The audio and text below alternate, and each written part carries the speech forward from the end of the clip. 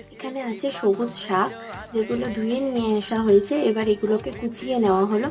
এবার কড়াইতে আমি দিলাম রিফাইন তেল, দেওয়ার পরে দিলাম কিছু বাদাম আর শুকনো লঙ্কা, দিয়ে এগুলো একটু ভেজে নেব। ভেজে নেওয়ার পরে এর মধ্যে দিয়ে দেওয়া হবে একটু পোস্ত।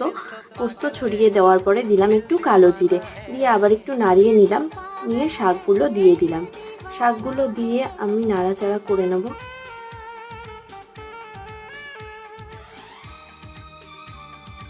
একটু নাড়াচাড়া করে নিয়ে তারপরে এর মধ্যে দিয়ে দিলাম হলুদ,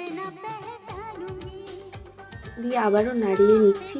তারপরে দিয়ে দিলাম নুন, দিয়ে আবারও নাড়িয়ে নিচ্ছি। তারপরে শাকটা খানিকটা ভাজা হয়ে এলে নামানোর আগে দিয়ে দেবো চিনি, দিয়ে নামিয়ে নেবো একটুখানি নাড়িয়ে চাড়িয়ে। তাহলেই আমাদের শাক ভাজার রেসিপিটা একদমই রেডি। গরম ভাতের সাথে এটা সার্ভ করুন, খুব ভালো লাগবে এই শাক ভাজার রেসিপিটা।